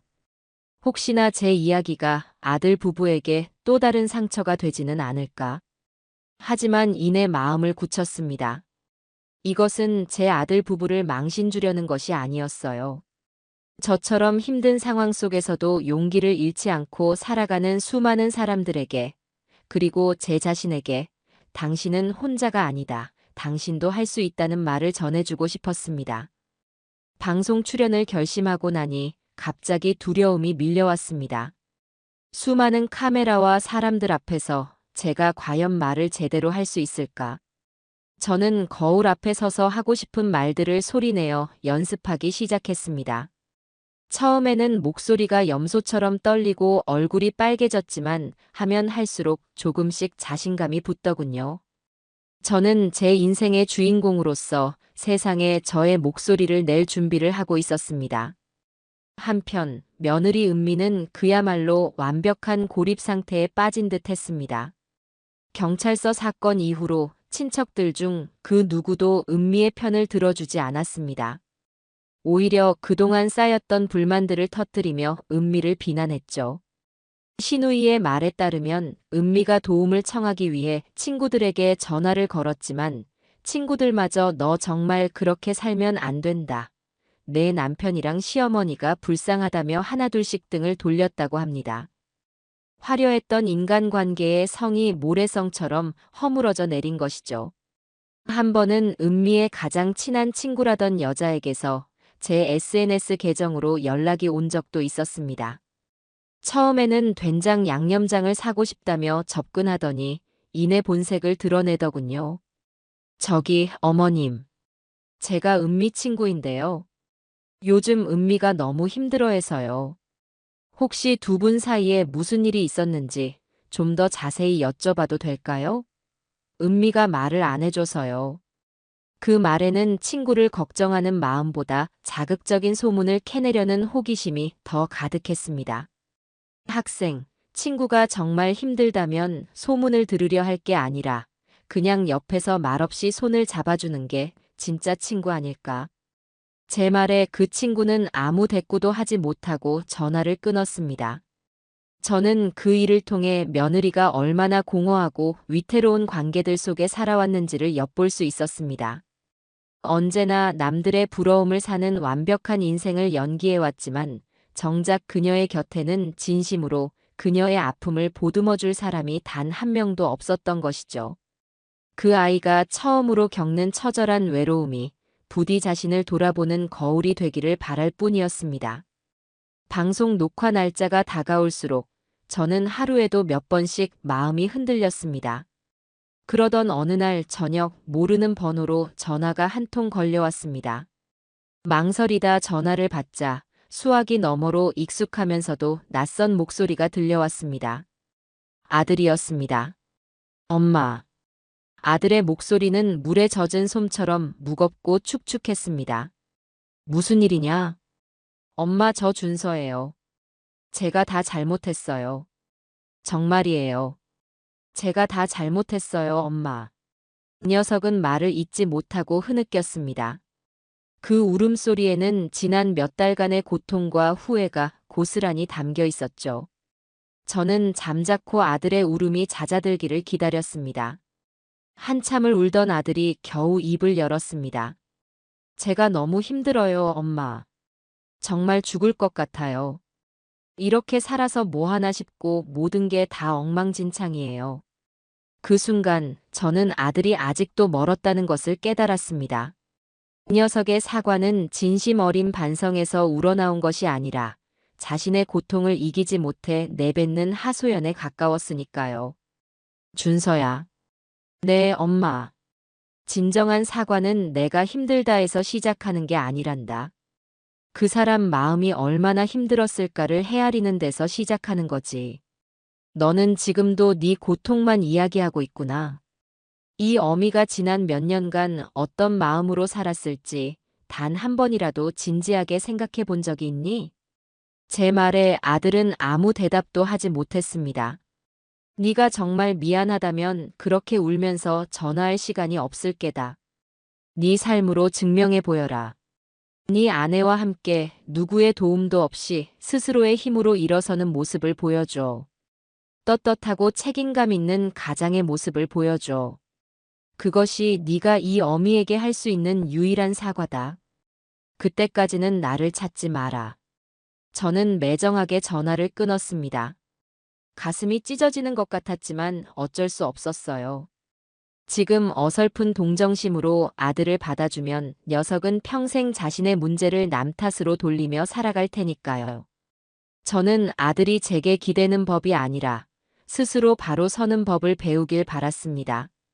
며칠 뒤 저는 예정대로 병원에 입원했습니다. 몇 년 전부터 저를 괴롭히던 무릎 통증 때문에 미뤄왔던 인공관절 수술을 받기로 한 것이었죠. 이전 같았으면 아들에게 부담을 줄까봐 엄두도 내지 못했을 큰 수술이었지만 이제는 달랐습니다. 제가 제 능력으로 번 돈으로 온전히 저 자신을 위해 받는 수술이었으니까요. 수술은 성공적으로 끝났고 며칠간 병원 신세를 져야 했습니다. 혼자 있는 병실은 조용했지만 외롭지는 않았어요. 지훈 선생님이 아들처럼 매일같이 찾아와 말벗이 되어 주었고 SNS를 통해 알게 된 얼굴 모를 이웃들이 할머니 빨리 쾌차하세요. 라며 수많은 응원의 메시지를 보내주었거든요. 저는 그들의 따뜻한 마음을 받으며 힘든 재활 치료를 꿋꿋하게 이겨냈습니다.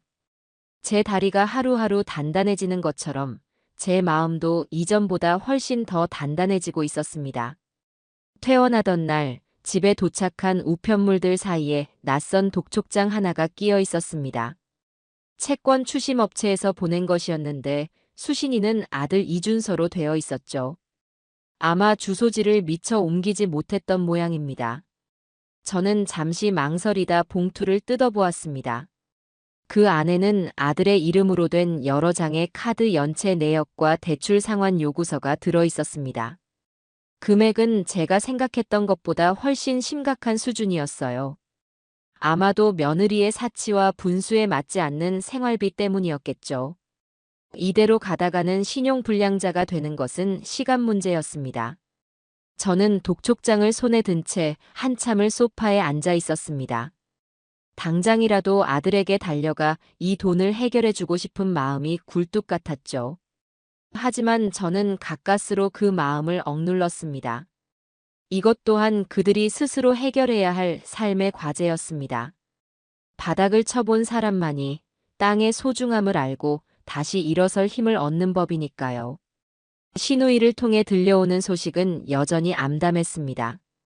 아들은 월세와 생활비를 감당하기 위해 밤낮 없이 아르바이트를 전전하고 있었고 며느리는 재취업을 위해 여러 군데 이력서를 넣어봤지만 긴 경력 단절과 좋지 않은 평판 때문에 번번이 낙방에 쓴 잔을 마시고 있다고 했습니다. 화려한 세계에서 살던 그들이 마주한 현실의 벽은 생각보다 훨씬 더 높고 차가웠던 겁니다. 저는 그들이 그 차가운 벽 앞에서 좌절하기보다는 그 벽을 디딤돌 삼아 훌쩍 뛰어넘을 수 있기를 멀리서나마 간절히 기도할 뿐이었습니다. 가을이 깊어지고 찬바람이 불기 시작할 무렵이었습니다. 시누이에게서 다급한 목소리로 전화가 걸려왔어요. 형님, 큰일 났어요. 준서가 쓰러졌대요. 뭐, 그게 무슨 소리야? 어젯밤에 대리운전 아르바이트 하다가 과로로 쓰러져서 응급실에 실려갔었나 봐요. 다행히 심각한 건 아닌데 몸이 완전히 축나서 며칠은 꼼짝없이 누워 있어야 한다네요. 그 말을 듣는 순간 제 머릿속이 하얘졌습니다. 세상 어떤 어미가 자식이 쓰러졌다는 소식에 초연할 수 있겠어요. 당장이라도 달려가고 싶었지만 제가 그곳에 나타나는 것이 과연 아들을 위한 일일까 하는 생각에 발길이 떨어지지 않았습니다. 전화를 끊고 나서도 저는 아무것도 손에 잡히지 않았습니다. 저녁밥을 지으려고 쌀을 씻다가도 아픈 아들 생각에 눈물이 왈칵 쏟아져 그대로 주저앉기를 몇 번이나 반복했죠. 그날 밤 저는 잠을 이룰 수가 없었습니다. 뒤척이다 문득 아주 오래전 기억 하나가 떠올랐습니다. 며느리가 제 손주를 임신했을 때 입덧이 너무 심해 아무것도 먹지 못하고 힘들어하던 때의 기억이었죠. 그때 저는 늙은 호박을 푹 고아 찹쌀가루를 풀어 달달한 죽을 셔주곤 했습니다. 다른 건 다 마다하던 며느리가 유일하게 그 죽만은 맛있게 받아 먹었더랬죠. 다음 날 새벽 저는 동이 트기도 전에 자리에서 일어났습니다. 그리고는 시장으로 달려가 가장 실하게 생긴 늙은 호박 한 덩이를 사왔습니다. 커다란 솥에 호박을 안치고 밤새 불린 찹쌀과 팥을 넣어 뭉근한 불에 몇 시간이고 끓이고 또 끓였습니다. 호박이 푹 무르고 찹쌀이 완전히 퍼져 노란빛이 고운 죽이 완성되었을 때 집안에는 달큼하고 구수한 냄새가 가득 찼습니다. 저는 커다란 보온병에 죽을 가득 담았습니다. 그리고는 어떤 쪽지나 연락도 없이 아들 부부가 사는 원룸으로 향했습니다. 낡고 허름한 다세대 주택. 초인종을 누를까 망설이다. 저는 그저 문손잡이에 죽이 든 가방을 조용히 걸어두고 돌아섰습니다. 혹시나 누가 볼까, 누가 나올까 싶어 걸음을 재촉하는데 등 뒤로 낡은 현관문이 삐걱 하고 열리는 소리가 들렸습니다. 차마 뒤를 돌아볼 용기가 없어 저는 그대로 골목을 빠져나왔습니다. 이것은 미움이 아니었어요. 원망도 아니었죠. 그저 아픈 자식을 향한 어미의 마음, 그 이상도 이하도 아니었습니다. 그날 오후 시누이에게서 전화가 왔습니다. 전화를 받자마자 시누이는 울음부터 터뜨렸습니다. 형님 정말 어떻게 그런 생각을 하셨어요? 무슨 일이야 아가씨. 왜 울고 그래? 은미한테서 전화가 왔었어요. 문 밖에 죽이 놓여 있어서 누가 잘못 두고 갔나 하고 봤는데 자기가 입덧할 때 형님이 끓여주신 그 호박죽이랑 맛이 똑같다면서 자기가 형님한테 그렇게 모질고 괴물 같은 짓을 했는데도 형님이 자기를 아직 사람으로 봐주셨다면서 전화기 너머로 1시간을 넘게 서럽게 울기만 해요, 형님. 그 말을 듣는 제 눈시울도 뜨거워졌습니다. 제 작은 마음이 며느리의 단단했던 자존심의 벽을 허물어뜨린 모양이었습니다. 준서도 그 죽을 먹고는 아무 말 없이 눈물만 뚝뚝 흘리더래요. 그러고는 한참 있다가 어머니가 주신 죽 먹고 힘내서 이제부턴 정말 제대로 살아볼 거라고. 이제 다시는 어머니 실망시켜드리지 않을 거라고. 그렇게 말하더랍니다, 형님. 수화기 너머로 시누이도 울고 저도 울었습니다. 그것은 슬픔의 눈물이 아니라 아주 긴 어둠의 터널 끝에서 비로소 한 줄기 빛을 발견한 사람들의 기쁨과 안도의 눈물이었습니다. 며칠 뒤 정말로 놀라운 소식이 들려왔습니다. 몸을 추스른 아들이 인력시장에 나가 건설 현장 일을 시작했다는 것이었습니다. 땀 흘려 정직하게 돈을 벌어 제 힘으로 다시 일어서겠다는 결심의 표현이었죠. 그리고 며느리 또한 동네의 작은 식당에 나가 설거지 일을 시작했다고 합니다. 늘 화려한 옷을 입고 높은 구두만 신던 아이가 고무장갑을 끼고 허드렛 일을 시작한 것이었습니다. 땀 흘려 돈 버는 게 어떤 건지 이제야 알 것 같아요. 제가 그동안 얼마나 어리석고 철없이 살았는지 알 것 같아요. 시누이를 통해 전해 들은 며느리의 그 한마디에 저는 비로소 희망을 보았습니다. 그들이 잃어버린 것은 돈이나 집이 아니었어요. 바로 자기 인생에 대한 책임감과 노동의 신성함이었죠. 이제 그들은 가장 낮은 곳에서 가장 정직한 방법으로 그것들을 다시 찾아가고 있었습니다. 저는 더 이상 그들을 걱정하지 않기로 했습니다. 스스로 일어서는 법을 배우기 시작한 새는 언젠가 반드시 하늘을 향해 힘껏 날아오를 테니까요. 어느 날 저녁 아들에게서 전화가 걸려왔습니다. 이전의 울음 섞인 하소연과는 다른 차분하고 조금은 긴장한 듯한 목소리였습니다. 엄마, 저 준서예요. 잘 지내시죠? 그래, 나는 잘 지낸다. 너는 어떠냐? 일은 할만하고. 네. 힘들긴 한데 마음은 편해요. 엄마, 다름이 아니라 저희가 엄마한테 식사 한번 대접하고 싶어서요. 은미도 꼭 그러고 싶어 하고요. 저는 순간 망설였습니다. 그들을 다시 마주할 마음의 준비가 아직 되었을까? 하지만 아들의 목소리에는 이전에 없던 진중함이 묻어 있었죠. 저희가 번 돈으로요. 비싸고 좋은 건 아니지만 저희 힘으로 번 돈으로 꼭 한번 대접하고 싶어요. 시간 괜찮으실 때 알려주세요. 저는 며칠 뒤 저녁으로 약속을 잡았습니다. 약속 장소는 아들이 보내준 주소를 보고서야 알게 되었죠. 저희 집에서 멀지 않은 허름한 골목에 위치한 작은 국밥집이었습니다. 예전 같았으면 쳐다보지도 않았을 식당이었죠. 약속 시간에 맞춰 식당에 들어서자 구석 자리에 아들 부부가 나란히 앉아 저를 기다리고 있었습니다. 한 달 사이에 두 사람의 모습은 몰라보게 달라져 있었습니다. 아들은 건설 현장의 볕에 그을려 얼굴이 검붉었고 손마디는 거칠어져 있었죠. 며느리 또한 화려했던 모습은 온데간데 없었습니다. 화장기 없는 수수한 얼굴, 질끈 묶은 머리. 하지만 이상하게도 이전보다 훨씬 더 편안하고 단단해 보였습니다. 저를 보자 두 사람은 동시에 벌떡 일어섰습니다. 어머니, 오셨어요? 자리에 앉자 며느리가 주전자를 들어 제 컵에 따뜻한 보리차를 채워주었습니다. 어색한 침묵이 잠시 흘렀죠. 곧이어 뜨거운 김을 뿜는 국밥 세 그릇이 나왔습니다. 아들이 제 앞에 놓인 뚝배기에 깍두기 국물을 부어주며 말했습니다. 엄마, 여기 국밥이 정말 맛있어요. 저희가 요즘 일 끝나고 자주 와서 먹는데 엄마 생각나서 모시고 오고 싶었어요. 저는 말없이 숟가락을 들어 국물을 한술 떴습니다. 진하고 깊은 맛이 속을 따뜻하게 데워주었죠. 그렇게 한참 동안 우리는 아무 말 없이 밥만 먹었습니다. 그런데 어느 순간부터인가 맞은편에서 흐느끼는 소리가 들려왔습니다. 고개를 들어보니 며느리가 숟가락을 든 채 고개도 들지 못하고 뚝뚝 눈물을 흘리고 있었습니다. 국밥 그릇 위로 눈물이 방울방울 떨어졌죠. 은미야, 왜 그래? 일단 밥부터 먹어. 아들이 며느리의 어깨를 감쌌지만 며느리는 한번 터진 울음을 멈추지 못했습니다. 이내 숟가락을 내려놓고 자리에서 일어나 제 앞에 무릎을 꿇었습니다. 식당 안에 몇몇 사람들이 저희 쪽을 쳐다보는 것이 느껴졌지만 며느리는 아랑곳하지 않았습니다. 어머님, 제가 정말 죄송합니다.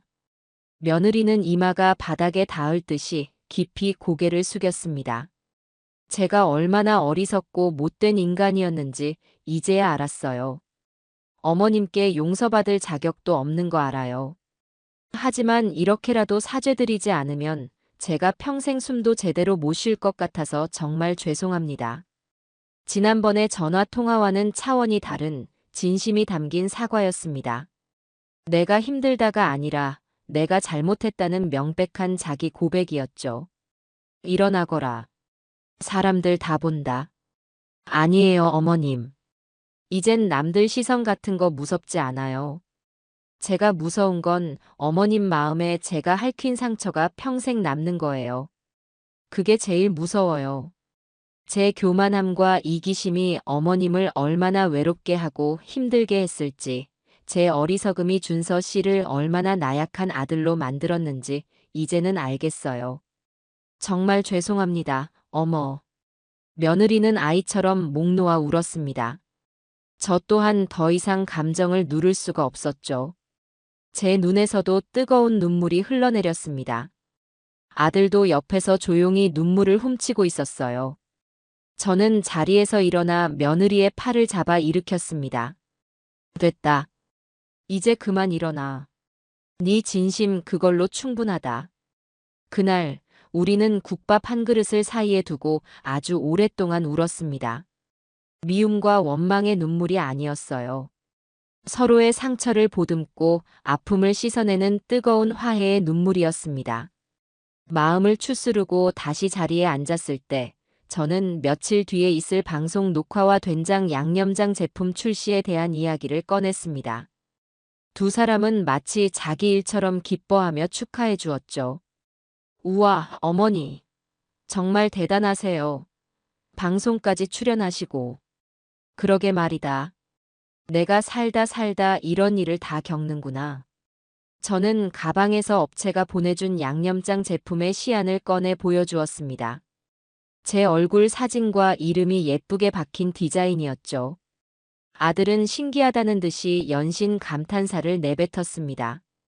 그런데 옆에서 함께 시안을 들여다보던 며느리의 표정이 갑자기 미묘하게 굳어지는 것이었습니다. 왜 그러냐? 뭐 이상한 거라도 있어? 아, 아니에요, 어머님. 디자인 예쁘네요. 그런데 며느리는 잠시 망설이다 제품 시안의 아주 작은 글씨 부분을 손가락으로 가리켰습니다. 여기 상표 등록 표시가 보통 쓰는 표시가 아니라 다른 걸로 되어 있네요. 그리고 진이 할머니의 슬기로운 살림 비법이라는 브랜드 이름 전체에 대한 소유권 문구가 조금 애매하게 적혀 있어요. 그게 뭐 그리 대수라고 그러니? 나는 그런 건 잘 모른다. 저도 전문가는 아니지만 예전에 회사 다닐 때 브랜드 마케팅 관련 업무를 잠깐 했었거든요. 보통 저런 식으로 표기하는 경우는 상표권의 주체가 불분명하거나 회사가 상표권을 독점하려는 의도가 있을 때가 많아요. 어머님, 혹시 계약서 가지고 계세요? 제가 한번 봐드려도 될까요? 며느리는 조심스럽게 물었습니다. 그 눈빛에는 이전에 저를 무시하고 가르치려 들던 오만함이 아니었어요. 진심으로 저를 걱정하고 자신의 능력을 보태고 싶어하는 간절함이 담겨 있었죠. 저는 그 순간 우리 앞에 놓인 문제가 국밥 한 그릇으로 끝날 감정의 문제가 아니라 어쩌면 더 복잡하고 거대한 싸움의 시작일지도 모른다는 예감이 들었습니다. 그리고 그 싸움에서 제 옆에는 뜻밖의 동맹군이 생겼다는 것도요. 다음 날 저는 지훈 선생님에게 연락해 그동안의 사정을 이야기하고 계약서 사본을 받아달라고 부탁했습니다. 지훈 선생님은 며느리가 계약서를 봐주겠다는 말에 잠시 경계하는 듯 했지만 이내 저의 결정을 존중해 주었죠. 저녁 무렵 아들 부부가 저희 집으로 찾아왔어요. 쫓겨나듯 나간 지 몇 달 만에 처음으로 다시 밟는 집이었습니다. 들어오너라. 집안에 들어선 두 사람은 예전처럼 거만하게 소파에 주저앉지 않았습니다. 현관에 신발을 가지런히 벗어두고 어색하지만 공손한 태도로 거실 한쪽에 조용히 섰죠. 어머니, 집이 더 좋아졌네요. 아들이 멋쩍게 웃으며 말했습니다. 저는 말없이 계약서 사본을 며느리에게 건넸습니다. 며느리는 감사합니다, 어머님. 하고 공손히 서류를 받아들고는 식탁에 자리를 잡고 앉아 조용히 서류를 읽어 내려가기 시작했습니다. 수십 장에 달하는 깨알 같은 글씨로 가득 찬 문서였죠. 시간이 얼마나 흘렀을까요? 서류를 넘기는 며느리의 손가락이 점점 느려지고 표정은 심각하게 굳어갔습니다. 옆에서 초조하게 지켜보던 아들이 참지 못하고 물었습니다. 왜 그래? 뭐 문제 있어? 준서 씨, 이건 그냥 계약서가 아니야. 노예 계약서나 다름없어. 며느리의 말에 저와 아들은 숨을 삼켰습니다. 뭐라고? 보세요, 어머님. 여기 이 조항. 을은 갑과의 계약 기간 동안 개발하는 모든 레시피와 콘텐츠에 대한 저작권을 갑과 공유한다. 공유라고 적혀 있지만 바로 밑에 작은 글씨로 모든 상업적 활용에 대한 우선권 및 독점적 협상권은 갑에게 있다고 되어 있어요. 이건 사실상 어머님이 앞으로 만드실 모든 요리 비법을 자기들이 마음대로 가져다 쓰겠다는 뜻이에요. 며느리는 다른 부분을 손가락으로 짚었습니다. 그리고 더 심각한 건 이거예요. 진이 할머니의 슬기로운 살림 비법이라는 브랜드명에 대한 상표권. 계약이 종료된 후에도 회사는 이 브랜드를 계속해서 사용할 권리를 갖는데요. 어머님, 이건 말이 안 돼요. 이건 그냥 어머님의 이름과 얼굴, 평생의 지혜를 헐값에 통째로 훔쳐가려는 수작이에요. 온몸에 소름이 돋았습니다. 사람 좋아 보이는 얼굴을 하고 제게 희망을 주는 것처럼 말하던 그들이 등 뒤에서는 이렇게 무서운 칼을 숨기고 있었다니. 저는 너무나 순진했습니다. 그럼 어떻게 해야 하니? 일단 방송 출연은 보류하셔야 해요. 이 계약서대로라면 어머님이 방송에 나가서 브랜드를 홍보해주면 그 모든 이득은 회사가 가져가고 어머님은 껍데기만 남게 돼요. 그리고 즉시 회사 측에 계약서의 불공정 조항에 대한 수정을 요구하는 내용 증명을 보내야 해요. 며느리는 예전에 그 총명하고 날카로운 모습으로 돌아와 있었습니다. 하지만 그 모습이 조금도 밉게 보이지 않았어요. 오히려 든든하기까지 했죠. 그날 밤 며느리는 밤을 새워가며 컴퓨터로 무언가를 작성했어요. 아들은 옆에서 며느리가 필요하다는 자료를 찾고 복사 심부름을 하며 아내를 도왔죠. 저는 그런 두 사람을 위해 따뜻한 차를 끓여주었습니다. 우리는 어느새 같은 적을 앞에 둔 하나의 팀이 되어 있었습니다. 다음 날 저희는 며느리가 작성한 내용 증명을 회사 측에 발송했습니다. 변호사가 쓴 것처럼 논리정연하고 날카로운 문서였죠. 며칠 뒤 회사로부터 답장이 왔습니다. 하지만 그 내용은 사과나 협상이 아니었어요. 그들은 자신들의 법무팀 명의로 계약 내용을 일방적으로 파기하려 할 경우 막대한 금액의 손해배상을 청구할 것이라는 협박성 서한을 보내왔습니다. 알고 보니 그 회사는 제가 생각했던 작은 중소기업이 아니라 거대 식품 대기업의 자회사였습니다. 그들은 애초에 힘없는 노인 하나쯤은 법으로 찍어 누르면 그만이라고 생각했던 겁니다. 어떡하지? 우리가 저렇게 큰 회사를 상대로 뭘 할 수 있겠어. 협박장을 받아든 저는 덜컥 겁이 났습니다. 그냥 이대로 그들이 하자는 대로 하고 조용히 물러나야 하나. 포기하려는 마음이 들었죠. 아들도 잔뜩 겁을 먹은 얼굴이었습니다. 그때 며느리가 제 손을 꽉 잡았습니다. 어머님, 절대 포기하시면 안 돼요. 이건 돈의 문제가 아니에요. 어머님의 인생과 자존심이 걸린 문제잖아요. 저희가 있잖아요. 저희가 어떻게든 방법을 찾아볼게요. 며느리의 눈은 그 어느 때보다 굳은 의지로 불타고 있었습니다. 저는 그 눈을 보며 다시 한번 용기를 내기로 했습니다. 이것은 보이지 않는 전쟁이었습니다.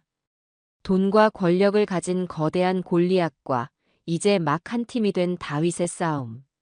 승산이 없어 보였지만 우리는 서로의 손을 잡고 전쟁터로 나아가기로 결심했습니다. 거대 기업의 법무팀이 보낸 협박장은 저희에게 깊은 절망감을 안겨주었습니다. 변호사를 선임할 경제적 여유도 없었고 법에 대해 아는 것이라고는 아무것도 없는 저희로서는 막막하기만 했죠. 지훈 선생님도 자기 일처럼 뛰어다니며 백방으로 알아봐 주었지만 상대가 너무 거대하다는 사실만 확인할 뿐이었습니다. 그냥 내가 포기하면 되는 거 아니냐?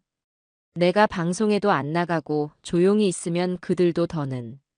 제가 힘없이 말하자 며느리가 단호하게 고개를 저었습니다. 아니에요, 어머님.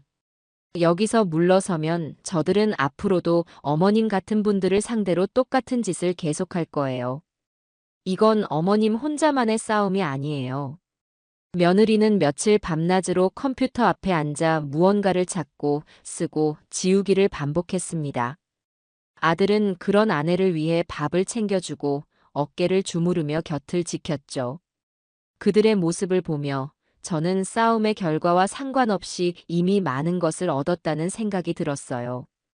우리는 돈이나 명예가 아닌 가족이라는 이름 아래 하나의 목표를 향해 싸우고 있었으니까요. 그러던 어느 날 새벽 며느리가 벌떡 일어나 제 방문을 두드렸습니다. 어머님, 찾았어요. 방법이 있어요. 피곤에 찌든 얼굴이었지만 눈은 별처럼 빛나고 있었죠.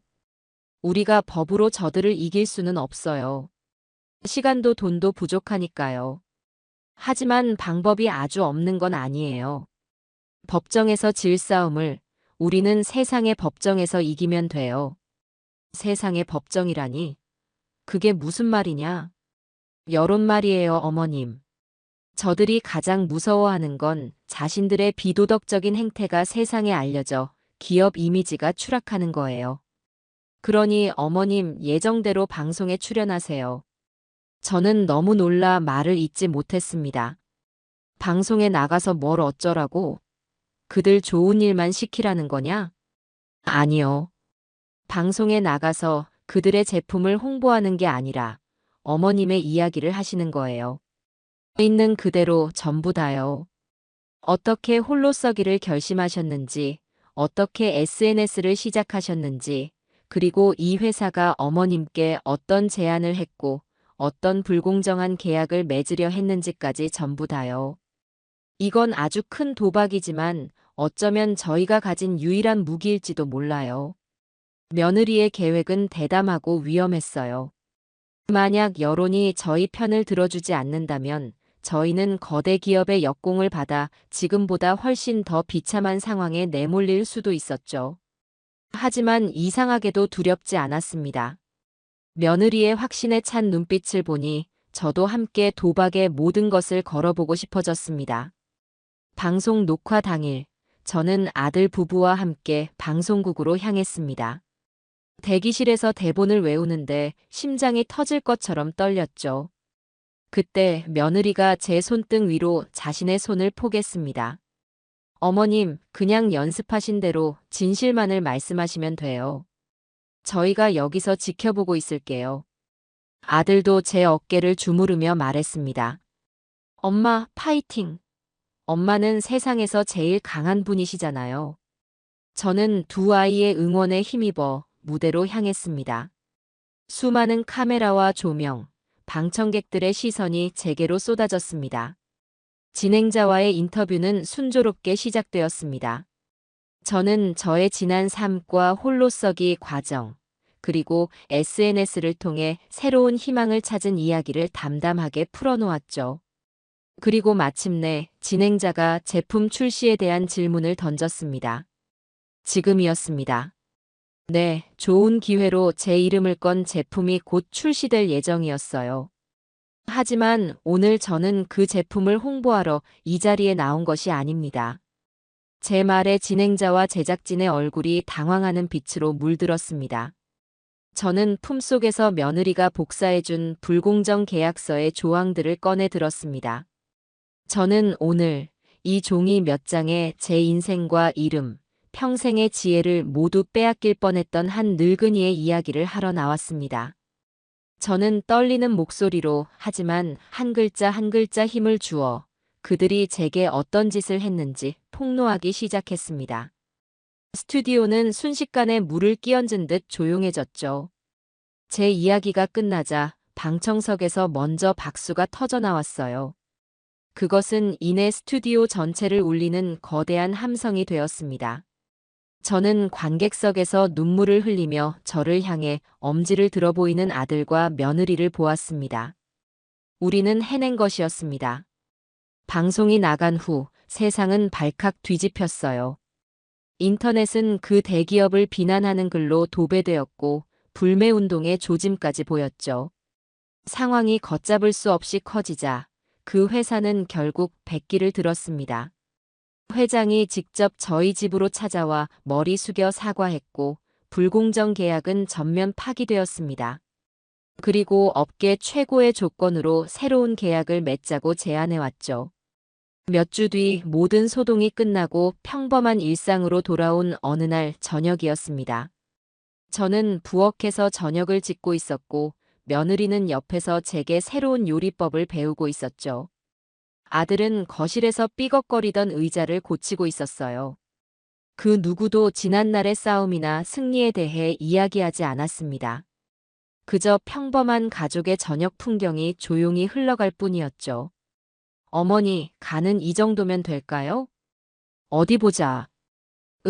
딱 좋구나. 이제 네가 나보다 낫다. 제 칭찬에 며느리가 아이처럼 환하게 웃었습니다. 그 웃음소리를 들으며 저는 깨달았어요. 진정한 승리는 거대 기업과의 싸움에서 이긴 것이 아니었어요. 우리가 함께 싸우고 서로를 믿고 의지하는 과정 속에서 잃어버렸던 가족을 되찾은 것. 그것이야말로 우리의 가장 눈부신 승리였습니다. 우리는 따뜻한 저녁밥을 함께 나누어 먹으며 비로소 진짜 가족이 되어가고 있었습니다.